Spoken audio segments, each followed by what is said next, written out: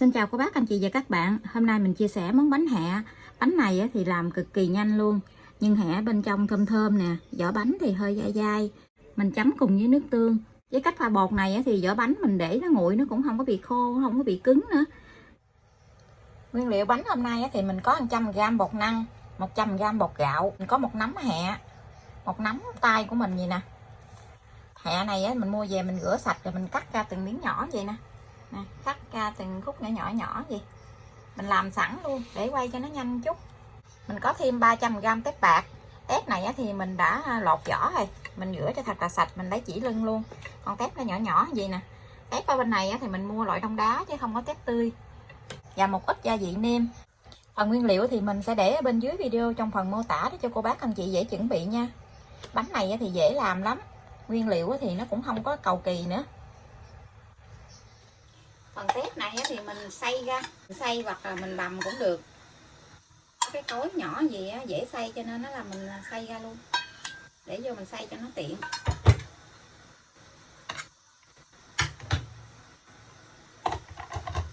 Cái cối này nó gọn lắm, mình ăn tép ít ít gì nè, cái mình để vô đây cái mình xay tỏi ớt cũng dễ nữa.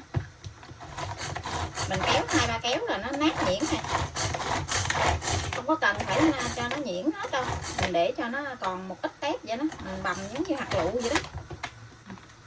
Mình quay có mấy vòng à, mình quay mới có 5-6 cái rồi bắt đầu nó nát nhuyễn ra nè. Mình để như vậy thôi, không có cần phải là nhuyễn nhừ đâu, như vậy là được rồi đó.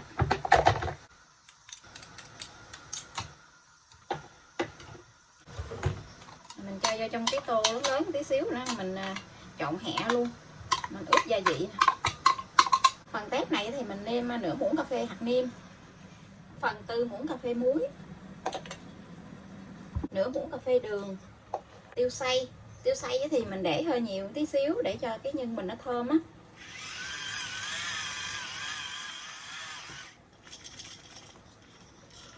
Mình trộn lại cho nó đều, cô bác nêm cho hợp khẩu vị của nhà mình là được. Mình cho hẹ vô trộn chung với tép này luôn, vì đây là bánh hẹ cho nên nó làm mình làm hẹ nhiều. Mình làm có 200g bột thôi cho nên mình làm bao nhiêu nhân này được, nhiêu nhân này còn dư nữa đó, có thể là mình làm không hết nữa. Nhưng vì mình trộn vậy đã xong rồi nè, mình để qua một bên. Bây giờ thì mình sẽ đi trộn bột. Mình cho bột gạo với bột năng vô trong cái tô để dễ trộn.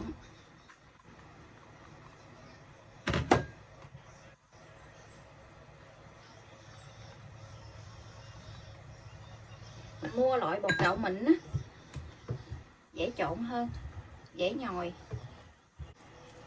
Mình thêm nửa muỗng cà phê muối vô trong bột nha, để cho cái bột của mình nó đậm đà chút.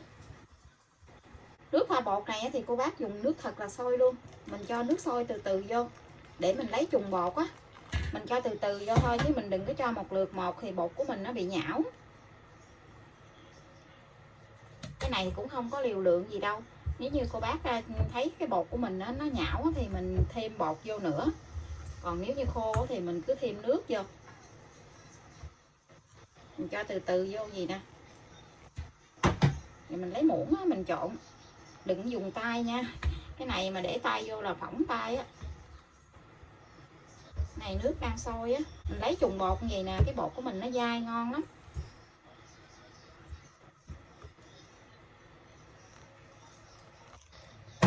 Mình cứ cho từ từ nước vô,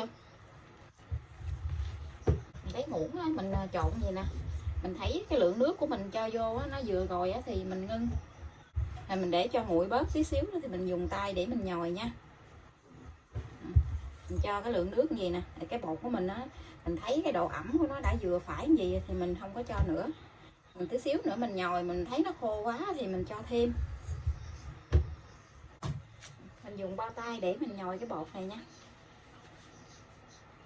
Mình nhồi cho cái bột này nó dẻo, nó mềm lại nha, giống như là mình làm chè trôi nước vậy đó. Đây nè, cái bột của mình á, mình làm nó dẻo nè, mình kéo ra gì đó, nó dẻo gì là được nè. Mình xe cho nó mịn lại một chút. Mình để ở đây cho bột nghỉ khoảng 10 phút nha, để cho bột nở ra.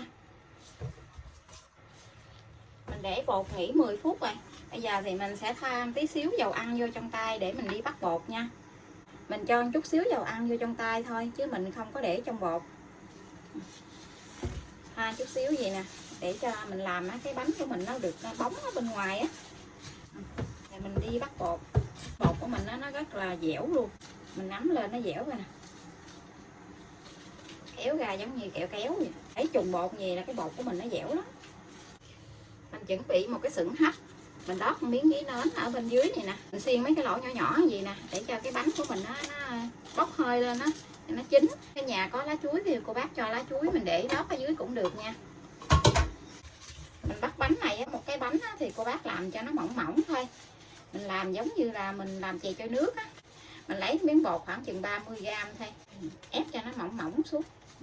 Mình đeo cái bao tay á, mình làm á, thì cái bột nó không có bị dính tay. Mình ép ra cho nó mỏng mỏng lại một tí xíu gì. Mình lấy nhân, mình cho nhân vô. Cô bác thích ăn nhân nhiều thì mình cho nhiều. Rồi mình túm lại cho nó kín cái nhân là được. Túm lại gì.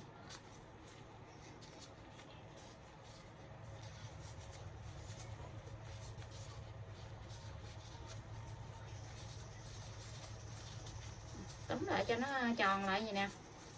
Cho nó cái nhân cho nó dính lại gì là được rồi nè. Đó. Cái bánh nó tròn gì mình đè cho nó dẹp dẹp xuống một chút xíu. Bánh này thì rất là dễ làm luôn. Mình gói làm sao mà cái nhân nó tròn bên trong, nó không bị rớt ra ngoài là được. Mình lấy tay mình ấn ấn xuống cho nó dẹp dẹp xuống gì, cho cái bánh nó tròn cho nó đẹp. Vậy là được. Xong rồi cô bác anh chị cho vào trong cái nồi hấp luôn, trên cái dĩa hấp như vậy luôn. Mình làm xong rồi mình hả đem đi hấp nha. Tiếp tục thì mình làm thêm. Nếu như cô bác lấy cái bột này mà nó hơi bự quá thì khi mà mình gói lại thì mình bỏ ra bớt, nó dư thì mình bỏ ra bớt. Mình thấy cái bánh này nè, mình làm cái bột nó hơi mỏng mỏng, ăn nó ngon. Dày quá ăn nó hơi ngán. Mỗi một cái thì mình để khoảng chừng 1 muỗng nhân gì nè, muỗng hơn vậy đó. Cô bác ăn nhiều nhân thì mình gói cái bự một tí xíu. Xong rồi mình túm lại. Cứ túm làm sao mà cho nó cái nhân nó kín lại là được.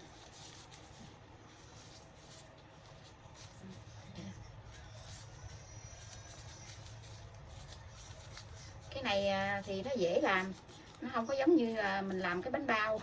Mình làm cái bánh bao thì mình khó làm. Cái giáp mí này thì mình lật úp xuống, mình để cho cái mặt bóng này trở lên trên cho cái bánh của mình nó nhìn thấy nó đẹp một chút.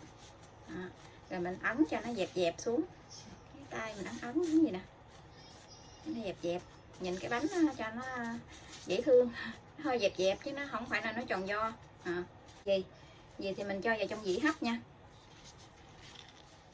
Bánh này dễ làm lắm, không có khó đâu, làm nhanh ăn nữa. Làm tí xíu là có ăn liền.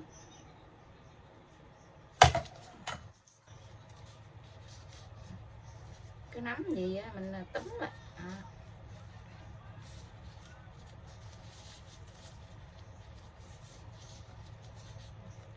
Cứ nắm miếng bột gì rồi mình túm lại thôi. Mình lật ngược xuống, xe tròn lại, ép ép cho nó dẹp lại. Để xong cái bánh nữa.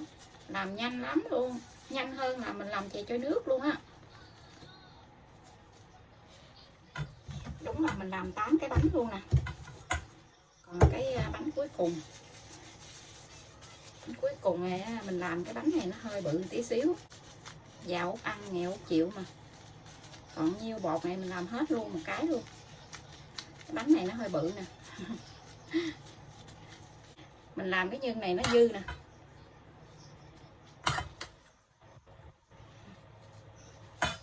Mình làm một nắm hẹ vậy đó, cái nhân nó dư luôn.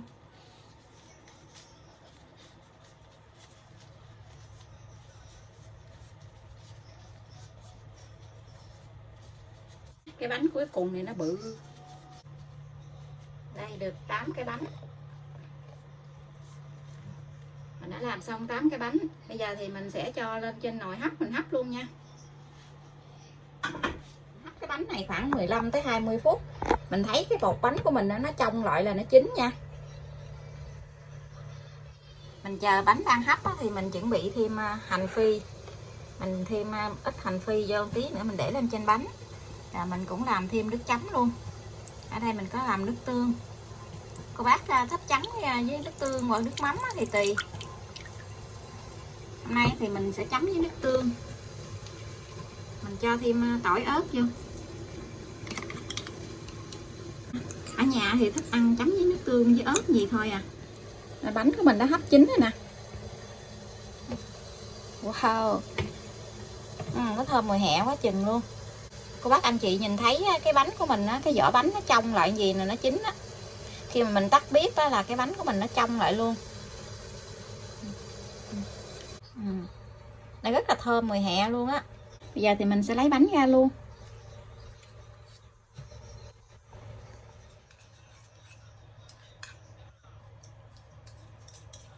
Chuẩn bị lấy bánh ra ăn thôi.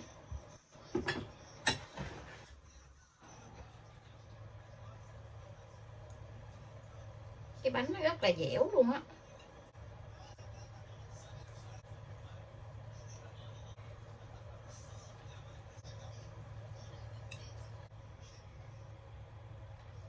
Cho thêm hành phi lên hoặc là tỏi phi cũng được. Hấp dẫn quá. Đây là phần bánh hẹ của mình đã làm xong. Cái bột bánh nó hơi dai dai ngon lắm luôn. Nhưng bên trong cũng vừa ăn nữa. Vỏ bánh nó ngon quá chừng luôn á. Bánh này thì cô bác hấp hoặc là mình chiên áp chảo cũng được. Chấm với nước tương ngon quá chừng luôn.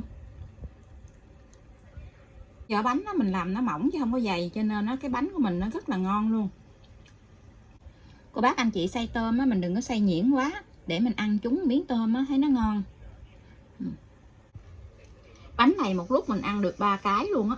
Cô bác anh chị và các bạn thấy thích đó thì cùng làm cho gia đình mình thưởng thức nha. Bây giờ thì mình xin chào tạm biệt. Hẹn cô bác anh chị và các bạn lại video tiếp theo. Cảm ơn cô bác anh chị và các bạn đã xem video của mình. Xin chào và hẹn gặp lại.